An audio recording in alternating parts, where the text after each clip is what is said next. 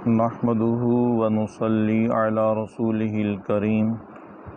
اما بعد فاعوذ باللہ من الشیطان الرجیم بسم اللہ الرحمن الرحیم ارأیت الذی ینہا،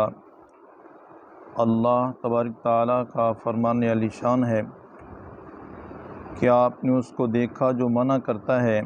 عبداً اذا صلی، ہمارے بندے کو جب وہ نماز پڑھے؟ کیا آپ نے اس کو دیکھا جو منع کرتا ہے ہمارے بندے کو جب وہ نماز پڑھے؟ بات یہ ہے، حضرت ابو ہریرہ رضی اللہ تعالی عنہ سے روایت ہے، ایک دفعہ ابو جہل نے اپنے ساتھیوں سے کہا، کیا میں تمہارے سامنے سیدنا محمد صلی اللہ علیہ وآلہ وسلم کا منہ خاک آلود کروں؟ معاذ اللہ، یہ اس نے بکواس کی، اپنے ساتھیوں سے کہا کیا میں محمد صلی اللہ علیہ وآلہ وسلم کا منہ خاک آلود کروں؟ تو انہوں نے کہا ہاں کرو۔ تو اس نے کہا کہ میں قسم کھاتا ہوں اگر میں نے ان کو نماز پڑھتے ہوئے دیکھا تو میں ان کی گردن کو اپنے پیروں سے رون دوں گا معاذ اللہ، اور کیا کروں گا، اور کہا کہ میں ان کا منہ خاک آلود کروں گا۔ تو اب انہوں نے کیا کہا، انہوں نے کہا وہ دیکھو وہ نماز پڑھ رہے ہیں، تم کہہ رہے تھے نا کہ میں ایسا کروں گا، تو وہ تو دیکھو نماز پڑھ رہے ہیں۔ اب ابو جہل نے کیا کیا، اب نبی کریم صلی اللہ علیہ وآلہ وسلم کو معاذ اللہ روندنے کے لیے جو اس نے ارادہ کیا تھا کہ میں ان کا منہ خاک آلود کروں گا، اس نیت سے چلا تو نبی کریم صلی اللہ علیہ وآلہ وسلم نماز پڑھ رہے ہیں۔ جب نماز پڑھ رہے ہیں تو اب جب حضور کے قریب آیا، اب بالکل قریب نہیں ہوا، ابھی قریب ہونے والا تھا کہ جس کے جسم پہ لرزہ طاری ہو گیا اور پیچھے الٹے پاؤں بھاگا، اور اپنے ہاتھوں سے جس طرح کسی کو ہٹاتا ہے نا، اپنے آپ کو بچاتا ہے، اپنے ہاتھوں سے بچاتا ہے، تو اپنے آپ کو بچاتا وہ الٹے پاؤں پیچھے بھاگا، اپنے ساتھیوں کی طرف آ گیا۔ ساتھیوں نے کہا کہ تمہیں کیا بنا، تم تو کہتے تھے کہ میں محمد صلی اللہ علیہ وسلم کا معاذ اللہ میں ان کا منہ خاک آلود کروں گا، ان کی گردن کو میں روندوں گا، اور تم ڈر کے مارے پیچھے بھاگتے آگے، تمہیں کیا ہوا؟ وہ کہتا ہے کہ میں نے یہ دیکھا کہ نبی کریم صلی اللہ علیہ وآلہ وسلم اور میرے درمیان ایک آگ کی خندق تھی، خندق دیکھی میں نے آگ کی جو مجھ میں اور محمد صلی اللہ علیہ وسلم کے درمیان حائل تھی، اور میں نے کوئی ایسے پرندہ بھی دیکھا ہے، وہ پرندہ تو کیا تھا، وہ اللہ کے فرشتے ہوں گے۔ تو انہوں نے ایسا کہا، تو نبی کریم صلی اللہ علیہ وآلہ وسلم بیان کرتے ہیں جب یہ معاملہ بنا تو نبی کریم صلی اللہ علیہ وسلم ارشاد فرماتے ہیں کہ اگر ابو جہل میرے قریب آ جاتا مجھے ایذا پہنچانے کے لیے، ابھی تو ذرا دور تھا، ابھی قریب اگر آ جاتا، میرے قریب ہو جاتا تو اللہ کے فرشتے اس کے ٹکڑے ٹکڑے کر دیتے، اس کا یہ حال ہوتا۔ اب یہ اپنے آپ کو بچانے کے لیے ہاتھ پیچھے کر رہا تھا آگے، اور الٹے پاؤں بھاگا۔ اصل میں نبی کریم صلی اللہ علیہ وسلم کی پاک وہ ذات تھی کہ جس کی حفاظت خود خدا کرنے والا تھا۔ اللہ تبارک تعالیٰ نے نبی کریم صلی اللہ علیہ وسلم سے وعدہ فرمایا تھا، پیارے میں تمہاری حفاظت کروں گا، یہ حضور کی حفاظت اللہ فرما رہا ہے۔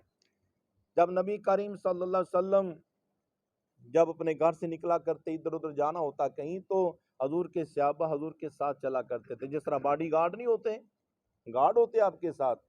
مگر اللہ تبارک تعالیٰ نے نبی کریم صلی اللہ علیہ وسلم کی حفاظت کا جب خود ذمہ لے لیا تو پھر نبی کریم صلی اللہ علیہ وسلم نے سب کو ہٹا دیا، اپنی مرضی جدھر چاہتے چلے جایا کرتے تھے، حفاظت میرے مصطفیٰ کریم علیہ السلام کی خود خدا فرمایا کرتا تھا۔ تو اب اس سے کچھ مسائل نکل رہے ہیں، وہ یہ ہیں کہ ابو جہل بے ایمان نے کہا تھا کہ میں محمد صلی اللہ علیہ وآلہ وسلم کو نماز نہیں پڑھنے دوں گا، نماز سے منع کروں گا، نماز نہیں پڑھنے دوں گا۔ تو نماز سے منع کرنا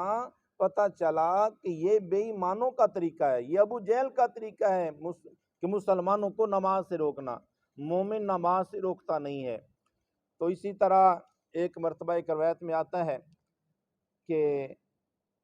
حضرت علی رضی اللہ تعالی عنہ نے لوگوں کو دیکھا کہ عید کی نماز پڑھنے سے پہلے نوافل پڑھ رہے ہیں۔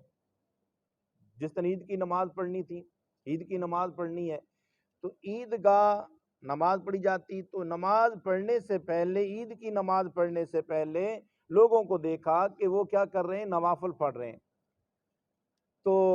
جب حضرت علی رضی اللہ تعالیٰ نے دیکھا، اور آپ کے ساتھ اور بھی لوگ تھے، آپ فرمانے لگے کہ جس طرح یہ لوگ کر رہے ہیں، عید کی نماز پڑھنے سے پہلے نوافل پڑھ رہے ہیں، کہتے ہیں کہ میں نے نبی کریم صلی اللہ علیہ وسلم کو پہلے ایسے کبھی نہیں دیکھا کہ عید کی نماز پڑھنی ہو اور پہلے نوافل بھی پڑھنے ہوں۔ اسی طرح یہ بھی ایک مسئلہ نکل رہا ہے کہ جس دن عید کی نماز پڑھنی ہو پھر اشراق کی نماز نہیں پڑھنی چاہیے، وہ بھی اسی میں آتا ہے، تو پہلے عید کی نماز ہی پڑھنی چاہیے۔ تو لوگوں نے حضرت علی رضی اللہ تعالیٰ عنہ سے کہا کہ جب آپ دیکھ رہے ہیں کہ یہ لوگ عید کی نماز پڑھنے سے پہلے نوافل پڑھ رہے ہیں، اور آپ یہ فرما رہے کہ میں نے حضور علیہ الصلوۃ والسلام کو ایسے کرتا نہیں دیکھا، تو آپ پھر منع کیوں نہیں فرما رہے؟ آپ منع کیوں نہیں فرما رہے؟ تو آپ فرما رہے ہیں کہ میں اس لیے نہیں منع کر رہا کہ جو اللہ تعالیٰ نے ارشاد فرمایا نا، ارائیت الذی ینہی عبدا اذا صلی، کیا آپ نے اس شخص کو دیکھا کہ جو ہمارے بندے کو نماز پڑھنے سے منع کرتا ہے؟ کہتے ہیں کہیں میں اس کی ذات میں کہیں میں نہ آ جاؤں کہ یہ بھی تو نماز ہی پڑھ رہے ہیں نا، یہ بھی نماز پڑھ رہے ہیں، کہیں میں بھی ان آیات کی زد میں نہ آ جاؤں کہ نماز سے روکنے والا۔ تو اب مسئلہ یہ ہے، اس سے مسئلہ یہ نکل رہا ہے کہ اگر کوئی ایسے وقت میں نماز پڑھ رہا ہو کہ جس وقت میں نماز پڑھنا جائز نہیں ہے، یوں کہہ لو کہ جس طرح طلوع آفتاب کا ٹائم ہوتا ہے، یہ مکروہ ٹائم ہے، نماز پڑھنا جائز نہیں ہے۔ اسی طرح زوال کا ٹائم ہے، زوال کے وقت نماز پڑھنا مکروہ ہے، نماز پڑھنا جائز نہیں ہے۔ تو اگر بالفرض کوئی آتا ہے مسجد میں نماز پڑھنے کے لیے، ہم ایسے لوگوں کو دیکھتے ہیں، بعض ہم ادھر بیٹھے ہوتے ہیں تو آنے والے آتے ہیں، ادھر سورج طلوع کا ٹائم ہے اور نماز پڑھنے لگ جاتے ہیں۔ تو اب مسئلہ یہ ہے کہ اگر کوئی ایسا کر رہا ہے کہ مکروہ ٹائم میں نوافل پڑھ رہا ہے یا نماز پڑھ رہا ہے، تو اس کو منع نہ کیا جائے، اس کو منع نہ کیا جائے۔ پھر کرنا کیا ہے؟ کہتا ہے جب وہ نماز پڑھ لینا پھر اس کو پاس بٹھا کر پیار سے اس کو مسئلہ سمجھا دو کہ بھائی اس وقت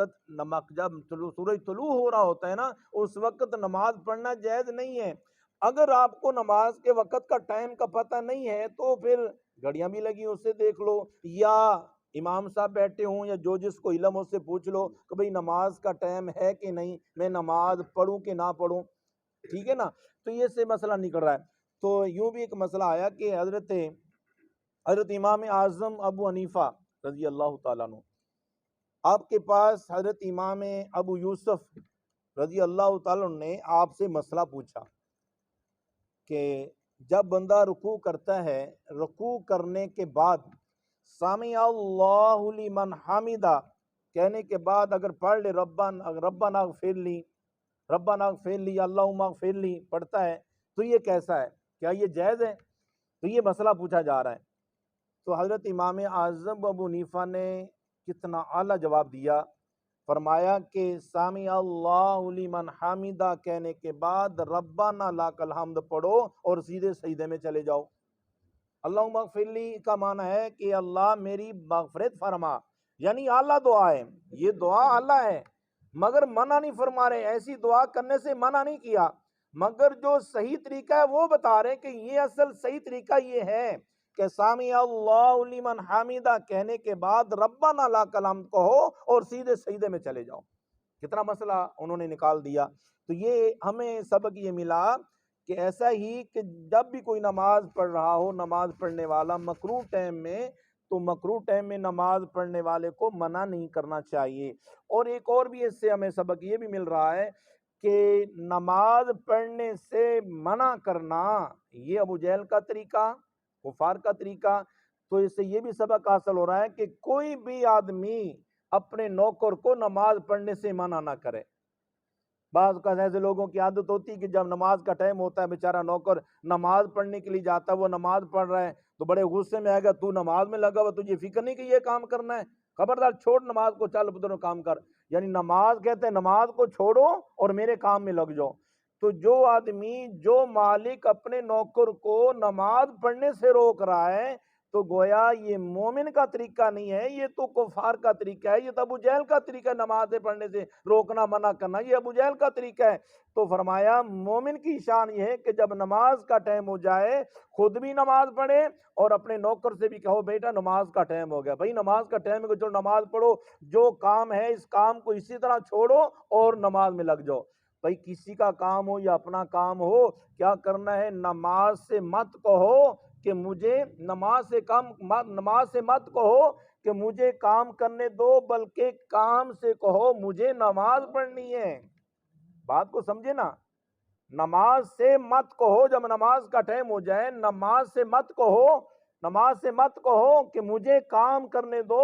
بلکہ کام سے کہو مجھے نماز پڑھنی ہے۔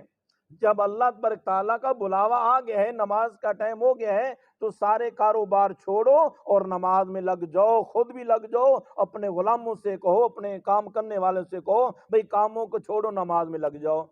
اور ہمارے اکابرین کا،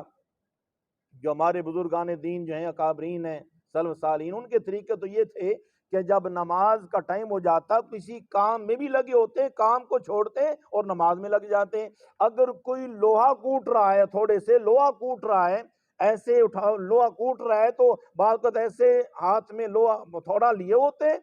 ادھر سے اذان کان میں پڑتی، تو جب کان میں بلاوا آ جاتا اذان سن لیتے، تو پھر وہ اس تھوڑے کو جو اٹھایا ہوا تھا وہ لوہے کو اوپر نہیں مارا کرتے تھے، بلکہ ایسے رکھ دیتے، کہتے کہ اب نماز اللہ وحدہ لا شریک جو ہے، جو سب سے بڑا بادشاہ، اس کی حاضری کا وقت ہو گیا ہے۔ لبیک لبیک کہتے، لبیک کہتے ہوئے اللہ کی بارگاہ میں حاضر جاتے۔ میرے کریم آقا علیہ الصلوۃ والسلام بھی جب گھر میں تشریف فرما ہوتے، اپنے اہل خانہ کے پاس بیٹھے ہوتے، ازواج مطہرہ کے بعد اہل خانہ کے پاس بیٹھے ہوتے، تو حضرت عائشہ صدیقہ رضی اللہ تعالیٰ عنہ فرماتی ہیں کہ جب نماز کا ٹائم ہوتا، حضور علیہ السلام میں جب بیٹھے ہوتے، گپ شپ جیسے ہم لگاتے میاں بیوی، تو ایسے جب گفتگو حضور ارشاد فرما رہے ہوتے، تو جب نماز کا ٹائم ہو جاتا حضور ہم کے پاس سے، ہمارے پاس سے یوں اٹھا کرتے تھے جیسے ہم دوسرے کو پہچانتے ہی نہیں ہیں۔ یعنی فکر نماز کی ہوا کرتی تھی، جیسے ایک دوسرے کو پہچانتے نہیں ہیں۔ ہمارا کیا حال ہے، جب نماز کا ٹائم ہوتا ہے تو ہم اپنے بیوی بچوں میں لگے رہتے ہیں، گپ شپ لگاتے رہتے ہیں، پرواہ ہی نہیں ہے۔ تو بیوی بچے رہے، بعض کا کھیل کود میں لوگ لگے ہیں، کوئی فلم اور ڈراموں میں لگے ہوئے ہیں، سارے کاموں میں لگے ہوئے ہیں، نماز کا ٹائم ہو رہا ہے نماز کو چھوڑ دیتے ہیں، اور اپنا جو ڈرامہ لگا اس کو نہیں چھوڑتے، میچ لگا اس کو نہیں چھوڑتے، اگر بیوی بچوں میں گپ شپ لگا رہا ہے وہ نہیں چھوڑتے، اذان تک نہیں سنتے۔ بہرحال ہمیں یہ سبق ہے کہ نماز کے وقت نماز پڑھیں، نماز کے وقت نماز پڑھیں، اور خود بھی پڑھیں اور اپنے جو آپ کے ماتحت ہیں ان کو بھی نماز پڑھنے کا حکم دیں۔ اللہ تعالیٰ کی پاک بارگاہ میں دعا ہے اللہ تعالیٰ ہمیں نماز پڑھنے کی توفیق عطا فرمائے، آمین ثم آمین۔